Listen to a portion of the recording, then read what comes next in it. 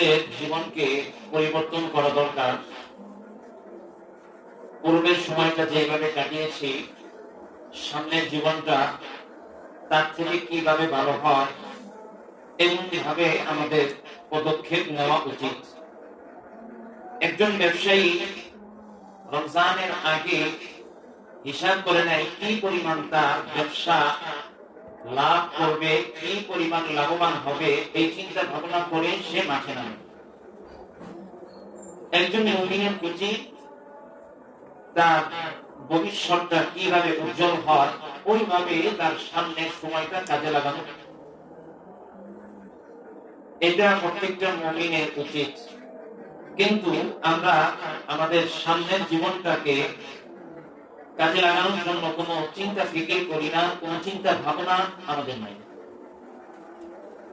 অনেকেই ভাববে হয়তো বা সামনের জীবন বলতে আখিরাত, এটাই তো আলোচনা।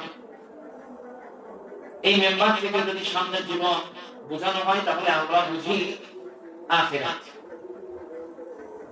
আমি সামনের জীবন বলতে যেটা বুঝি সেটা হলো আখিরাত সাথে দুনিয়া, ফিদ দুনিয়া ওয়াল আখিরাত। আখিরাত সাথে দুনিয়া। একটা ঘরের জানালা দরকার আছে, আছে না ভাই? দরকার আছে। তো ওই জানালা আমরা কেন বাতাস আসবে, খোলামেলা একটু আলো আসবে। কিন্তু আমরা যদি এই নিয়মটা করি যে এই জানালা দিয়ে আমরা আজানের আওয়াজ শুনবো, জানালা তো আমার ঘরের জন্য প্রয়োজন, শুধুমাত্র এতটুকু নিয়ত করি যে জানালা দিয়ে আমরা আজানের আওয়াজ শুনবো, এতে করে আপনার সওয়াব হবে এবং আপনি আখিরাতেরও ফায়দা পাবেন, দুনিয়ারও ফায়দা পাবেন। ঠিক আমাকে আপনাকে আখিরাতের মূল উদ্দেশ্য বানানো উচিত, কারণ আমার আর আপনার শেষ ঠিকানা হলো আখিরাত। সাথে দুনিয়াতে থাকতে হবে, দুনিয়াতে চলার জন্য অনেক কিছুর প্রয়োজন, এজন্য দুনিয়াও দরকার আছে, আখিরাতও দরকার আছে। তবে শুধুমাত্র যদি আমরা দুনিয়া নিয়ে পড়ে থাকি তাহলে আমি আপনি ক্ষতিগ্রস্ত, এতে কোনো সন্দেহ নাই। আর যদি দুনিয়ার সাথে আখিরাতকে মূল টার্গেট বানাই, দুনিয়াও আমার দরকার আছে, আখিরাতও আমার দরকার আছে, তবে আখিরাতকে মূল টার্গেট যদি আমরা বানাতে পারি তাহলে আশা করা যায় আমি আপনি সফল কাম। আমার আর আপনার রমজানের আগের সময়টা কিভাবে কাটছে একটু চিন্তা ফিকির করা দরকার, যে কিভাবে রমজানের আগের সময়টা কাটাইছে। রমজান আসছে, রমজান আমাকে কি শিক্ষা দিয়ে গেল, আজকে তো শেষ, আর মাত্র কয়েক ঘন্টা আছে। তো রমজান আমাকে কি শিক্ষা দিল, সেই শিক্ষাকে আমি গ্রহণ করতে পারলাম কিনা, আমার জীবন কি চেঞ্জ হয়েছে কিনা, একটু নিজে নিজে হিসাব মিলাইতে হবে। কারণ আমার আর আপনার হিসাব এটা হবে, এতে কোনো সন্দেহ নাই। ثم لتسألن يومئذ عن النعيم। প্রত্যেকটা নিয়ামতের হিসাব আল্লাহ তাআলা নেবেন, এতে কোনো সন্দেহ নাই। সময় নিয়ামত, সবকিছু নিয়ামত, এই সবকিছুর হিসাব আল্লাহ নেবেন। আল্লাহ পাকের হিসাব নেওয়ার পূর্বে আপনি আপনার হিসাবটা নিয়ে ফেলেন, আপনি আপনার হিসাবটা নিয়ে ফেলেন। হিসাব নেওয়ার পরে যদি দেখেন আপনার আখিরাতে ঘাটতি আছে, তো আখিরাতের সময়টা কাজে লাগায় ফেলেন। আর কথা, আখিরাতের সময়টা কাজে লাগায় ফেলেন, চেঞ্জ করেন নিজের জীবনটাকে। চেঞ্জ করা দরকার, চেঞ্জ করা দরকার নিজের জীবনটাকে। আমাদের জীবন নিয়ে ভাবার সময় হয়ে গেছে। যদি আমি আপনি নিজের জীবনকে নিয়ে ভাবি, চেঞ্জ করি, তাহলে কিন্তু সাকসেসফুল। নিজের জীবনকে পরিবর্তন করা দরকার। এজন্য রমজানের আগে আমরা অনেক গুনাহে জড়িত ছিলাম। রমজানের আগে নিজের জীবনকে অনেক গুনাহের মধ্যে জড়িত রাখতাম। রমজান আমাকে শিখিয়েছে গুনাহ ছাড়তে হবে, রমজান এটা আমাকে শিখিয়েছে। রমজানের পরবর্তী সময়টা, রমজানে যে আমরা ইবাদত করলাম, নামাজ পড়লাম, রোজা, তাসবিহ, তাহলিল ইত্যাদি যা কিছু করলাম, যে কয়জনই আমরা করলাম, আমাদের এই ইবাদতগুলো যাতে করে গুনাহের মাধ্যমে নষ্ট না করে। আল্লাহ তাআলা বলেন ولا تكونوا كالذين نقضوا غزلها من بعد قوة أنكاثا। আল্লাহ তাআলা বলেন তোমরা ওই মহিলার মতো হইও না যে মহিলা শক্ত করে সকালবেলায় সুতা পাকায়, জাল বুনে না, ওই রকম সকালবেলায় জাল বুনে শক্ত করে সুতা পাকায়, আর সন্ধ্যাবেলায় ওই সুতা নিজে নষ্ট করে ফেলে ছিঁড়ে ফেলে। তোমরা ওই মহিলার মতো হইও না। পুরা রমজান মাস এত লম্বা সময় না খেয়ে থাকছো, কষ্ট কইরা রোজা রাখছো, 20টা রাকাত সালাতুত তারাবি আদায় করছো, ফজরের সালাত আদায় করছো, এত কষ্ট করে ইবাদত করছো, একটু তোমরা নষ্ট কইরো না গুনাহের মাধ্যমে। গুনাহ আপনার আমলকে নষ্ট করে দেয়, এজন্য গুনাহ করা যাবে না। গুনাহ দুই প্রকার, কয় প্রকার? দুই প্রকার, কবিরা গুনাহ, সগীরা গুনাহ। কবিরা গুনাহ বড় গুনাহ, সগীরা গুনাহ ছোট গুনাহ।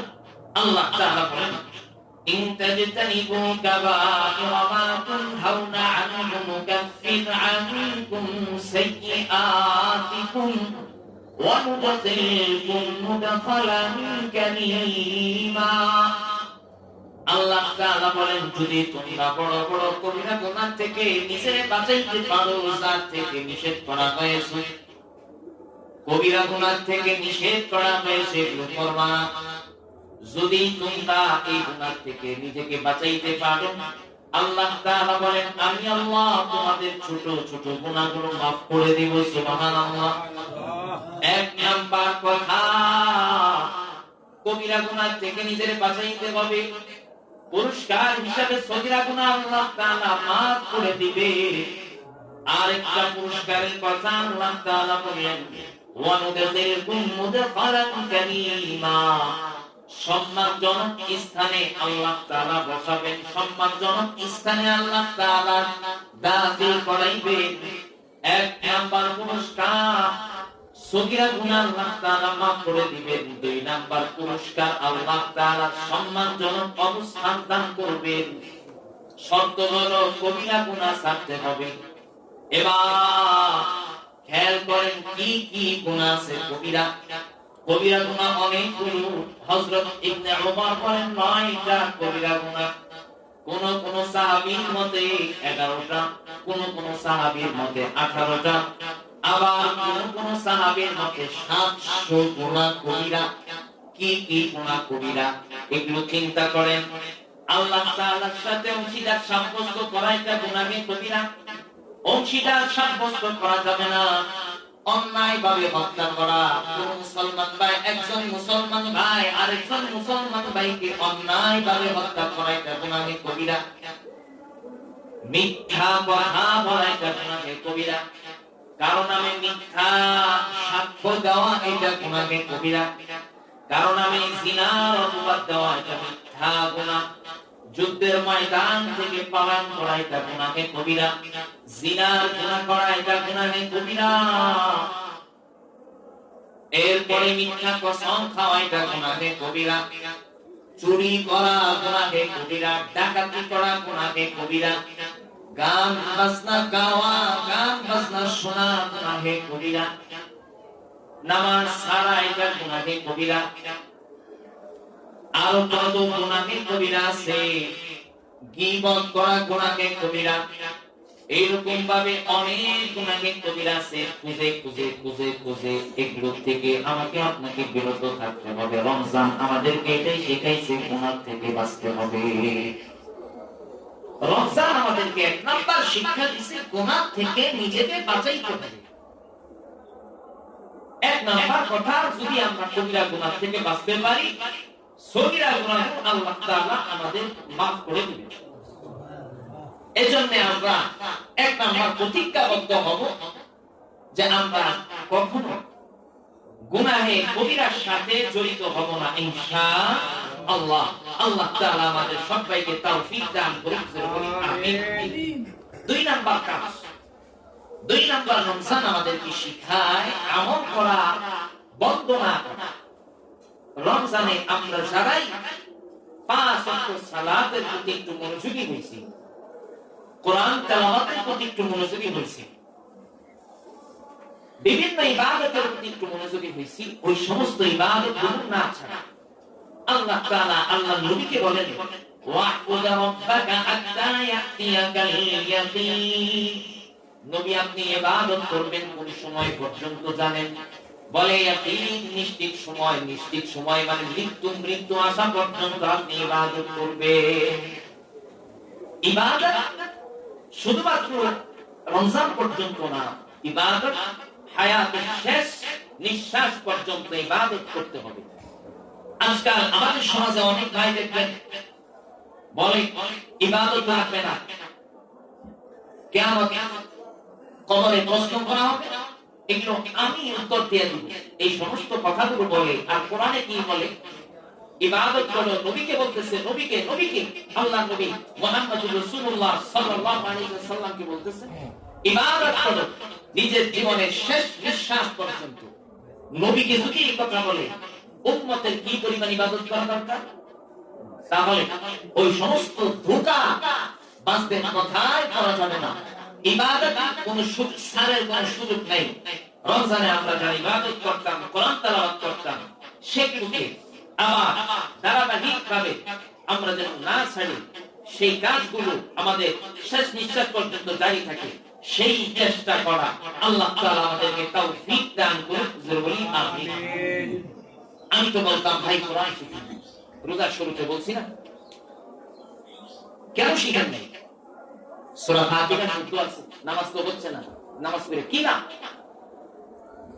সাহাবায়ে কেরাম বৃদ্ধ অবস্থায় কোরআন শিখছে, বৃদ্ধ সাহাবীরা ইসলাম ধর্ম গ্রহণ করছে, কোরআন শিখছে, সাহাবী থেকে বড় দামি হয় না। বেশি বুঝা হলো না, বুঝ ভালো, বেশি বুঝ ভালো না। এইজন্য কোরআনটা শিখা নিবেন, জীবনে আর কিছু শিখেন বা না শিখেন, কোরআনটা শিখা নিবেন ইনশাআল্লাহ। এত ব্যস্ত কেন আপনি? আপনি এত ব্যস্ত কেন? আপনার আখিরাত কি নাই? মরতে কি হবে না? তো এত ব্যস্ত কেন আপনি? আপনার ব্যবসা এত বড় করছেন কেন যে আপনার আখিরাত নষ্ট হয়? কখনো চিন্তা করছেন এই সমস্ত কথাগুলো? আপনার দুনিয়া এত সময় ব্যয় করছেন কেন? আপনার আখিরাত তো নষ্ট হচ্ছে। কোরআন শিখার সময় পান না, আপনার থেকে হতভাগা আর কেউ নাই। কোটি টাকার মালিক আপনি হতে পারেন, আপনার সম্মান হতে পারে অনেক বেশি, কিন্তু যদি আপনি কোরআন না শিখেন, বুঝতে হবে আপনার থেকে হতভাগা আর কেউ নেই। লেখারা লেখা আল্লাহ তাআলা আমাদের সবাইকে ইবাদতের ধারাবাহিকতা বজায় রাখার তৌফিক দান করুন। বলি আমিন। 3 নাম্বার কাজ, রোজা আমরা রাখছি, সেই রোজার ধারাবাহিকতা বজায় রাখা। আল্লাহ রাসূল সাল্লাল্লাহু আলাইহি ওয়াসাল্লাম হাদিসে মুবারাকে ইরশাদ করেন, মান সামা রমাদান থুম্মা আতবা'াহু সিত্তান মিন শাওয়াল কানা কাসিয়ামিদ দাহরি কুল্লি।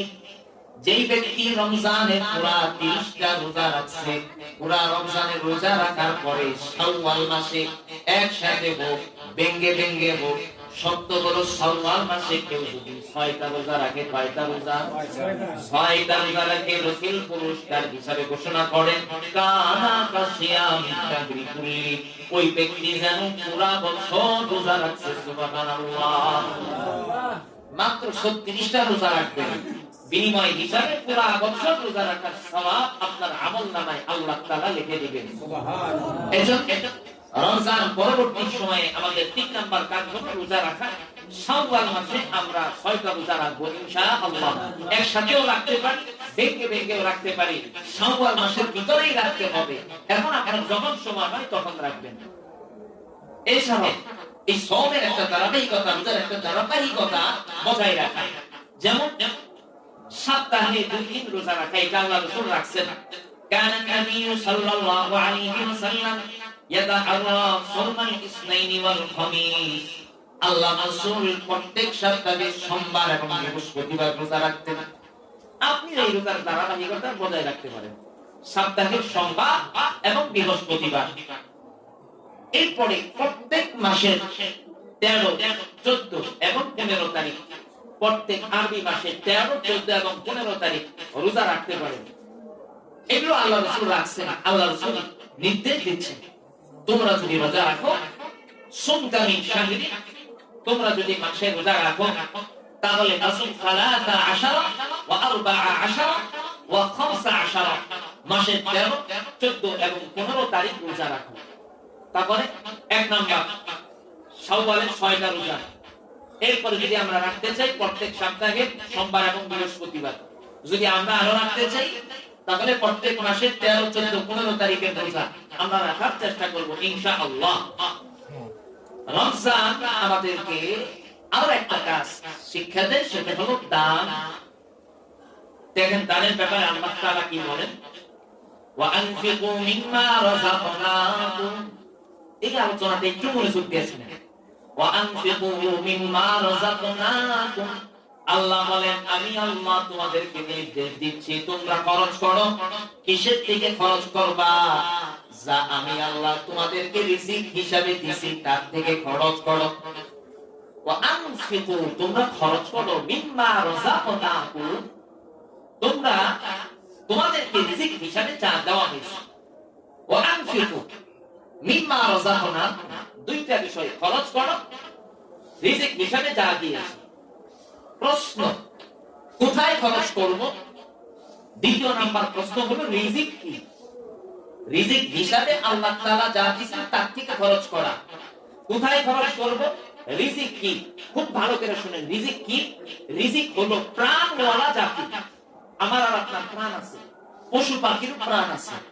এই প্রাণওয়ালা জাতির সাথে যেই বস্তুটা মিশে যেই বস্তুটা খাস নির্দিষ্ট, ওই নির্দিষ্ট বস্তু থেকে আমি আপনি উপকৃত হই। এবার আসেন, আমার আর আপনার সাথে কি নির্দিষ্ট? খাদ্য, এটা আমার আর আপনার সাথে নির্দিষ্ট। টাকা পয়সা, এর থেকে এটা আমার আর আপনার সাথে নির্দিষ্ট। খাদ্যের মাধ্যমে আমি আপনি উপকৃত হই, টাকা পয়সার মাধ্যমেও আমি আপনি উপকৃত হই।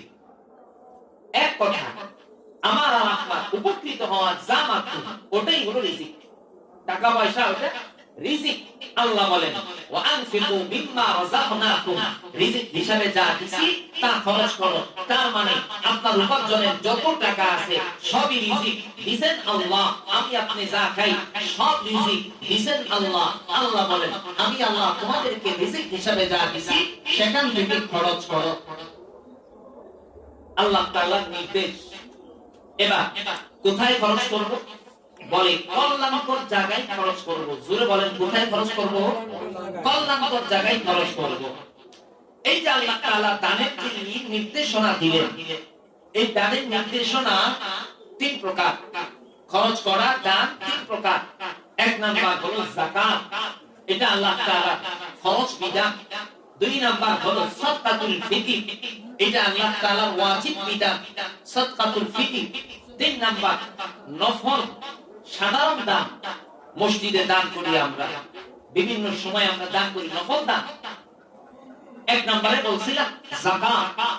যাকাত এটা যদি কারো নিকটে পূর্ণ 1 বছর বর্তমান বাজার অনুযায়ী 2,30,000 টাকা থাকে।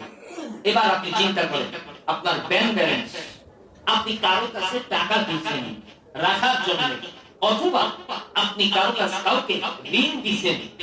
আপনি ঋণ দিয়েছেন, আপনি কিন্তু ঋণ নিয়ম নাই, আপনি কাউকে ঋণ দিয়েছেন, অথবা আপনার টাকা কারো কাছে আছে, অথবা আপনার ঘরে রূপা অথবা স্বর্ণ এই পরিমাণ মজুদ, যা পরিমাণ বর্তমানে রূপার হিসাবে, রূপার নেশাব হিসাবে 2,30,000 টাকা যদি আপনার কাছে 1 বছর অতিক্রম হয়, মাঝে আপনার সম্পূর্ণ টাকা হারায় গেছে, সম্পূর্ণ টাকা শেষ, কিন্তু বছর শেষে সাধারণভাবে ধরেন রমজানের 1 তারিখে আপনার 2,30,000 টাকা হয়েছে, ফিরা পরের বছরে আবার 2,30,000 টাকা হয়েছে, মাঝখানে কি হয়েছে ওটার কোনো হিসাব নাই। আপনার কাছে যদি এই পরিমাণ টাকা থাকে তাহলে শতকরা 2.5 টাকা লক্ষে 1 1,02,000 টাকা যাকাত দেওয়া আপনার উপরে ওয়াজিব। যাকাত আপনার দিতেই হবে, না দিলে আপনি গুনাহগার হবেন। এবার চিন্তা করুন কার কি পরিমাণ টাকা আছে, হিসাব মিলায় নেন। 2,30,000 টাকা থাকলে আপনার উপরে যাকাত ফরজ। আপনি যাকাত খেতে পারবেন না, যাকাত খাওয়ার কোনো সুযোগ নেই। যাকাত তো যাদের নেশাব পরিমাণ টাকা নাই কিন্তু চলতে পারে ফিরতে পারে, এদেরও খাওয়া অনুচিত।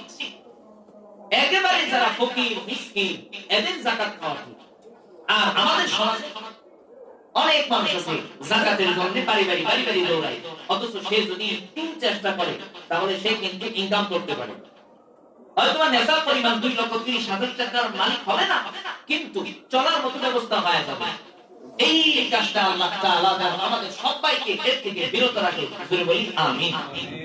ফরজ বিধান যাকাত। 2 নাম্বার সাদকাতুল ফিতর। এই সাদকাতুল ফিতরের বিধান হলো ওয়াজিব বিধান। একই কথা 2,30,000 টাকা যদি কারো আজকে মাগরিবের পরে সূর্যাস্তের পর থেকে নিয়ে যদি কারো কাছে এই টাকাগুলো থাকে, এখানে এক বছর শর্ত না, আপনার কাছে এখন 1 টাকাও নাই, হুট কইরা আজকে মাগরিবের পরে যদি আপনার কাছে 2,30,000 টাকা এসে যায়, তাহলে আপনার উপরে সাদকাতুল ফিতর দেওয়া ওয়াজিব, দিতেই হবে। কোনো সুযোগ নেই, ছাড়ের কোনো সুযোগ নাই। এবার চিন্তা করেন কার কার কাছে 2,30,000 টাকা। আমি তো টাকার কথা বলছি, যদি আপনার ঘরে স্বর্ণ রূপাও থাকে বেচলে এই পরিমাণ টাকা পাবে। আপনার উপরে যাকাতও ওয়াজিব, সাদকাতুল ফিতরও ওয়াজিব। যাকাত আদায় করতে হবে, যাকাত আদায় করা ফরজ। সাদকাতুল ফিতরও আপনাকে আদায় করতে হবে, ওয়াজিব বিধান। সাদকাতুল ফিতর কেন, সাদকাতুল ফিতরের বিধান কেন করা হয়েছে? রোজা আমরা আল্লাহ পাক যেইভাবে রোজা রাখতে বলেছেন ওইভাবে আমরা রোজার হক আদায় করতে পারি নাই। এই রোজার ঘাটতিটাকে পূরণ করার জন্য এই সাদকাতুল ফিতরের বিধান রাখা হয়েছে, সাদকাতুল ফিতরের বিধান কায়েম করা হয়েছে। সাদকাতুল ফিতর 2,30,000 টাকা আজকে মাগরিবের পরে যদি মালিক হয়ে যান, ছোট্ট সন্তানও মাগরিবের পরে হয়েছে, সুবহে সাদেক ফজরের সময় যদি হয় আগামী কালকে, ওই ছোট্ট সন্তানের মালিকানায় যদি 2,30,000 টাকা এই পরিমাণ কোন স্বর্ণ রূপাও যদি থাকে, আর নেশাব আছে, বিস্তারিত আলোচনা জেনে নিবেন পড়ে, যদি থাকে তাহলে তার উপরে ওই শিশু সন্তানের উপরে সাদকাতুল ফিতর আদায় করতে হবে। তার পক্ষ থেকে তার গার্ডিয়ান যে বাবা পিতা আদায় করে দিবে। কখন আদায় করবে? সর্বোত্তম হলো ঈদগাহে যাওয়ার পূর্বে আশপাশে যারা ফকির মিসকিন আত্মীয় স্বজনের মধ্যে যারা আছে তাদের মাঝে এই টাকাগুলো বিতরণ করা। সাদকাতুল ফিতরের পরিমাণ জানেন? জানেন কেউ? জানেন না? কত পিছায় আছে আমরা মনে করি। আমাদের অনেকের কিন্তু যাকাত ফরজ, অনেকের কিন্তু সাদকাতুল ফিতর ওয়াজিব। এটা আমরা হিসাব করি নাই কখনো, গুনাহ হচ্ছে কিন্তু।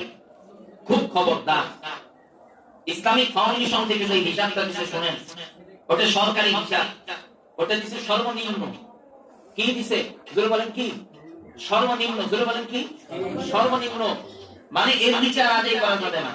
এটাকেই একবারে মাপকাঠি বানায় নিছেন যে 110 টাকাই আদায় করতে হবে, এর উপরে আদায় করা যাবে না। বিষয়টা এরকম না, আপনি যত মনে চায় অতটুকু আদায় করবেন। সর্বনিম্নটা হলো 110 টাকা। 110 টাকা এটা কখন আদায় করা হইতো? ঈদগাহে যাওয়ার পূর্বে ওই সময় গরিব মিসকিন যারা আছে তাদেরকে আদায় করা। খেজুর দিয়েও আদায় করা যায়, গম দিয়েও আদায় করা যায়, তবে সর্বোত্তম হলো টাকা দিয়ে আদায় করা। আল্লাহ রাসূলের জামানায় গম জব খেজুর দিয়ে আদায় করতেন। এই সময়ে আমাদের টাকার খুব প্রয়োজন, এজন্য টাকা দিয়ে আদায় করা যায়, কোনো সমস্যা নাই। আমরা যাদের এই সাদকাতুল ফিতর ওয়াজিব, যাকাত ওয়াজিব, আমরা খেয়াল করব না, আমরা অলসতা করব না, একটু ফিকির করে আমরা আল্লাহ তাআলার বিধানকে মানার চেষ্টা করব। আল্লাহ তাআলা আমাদের তৌফিক দান করুন। বলি আমিন।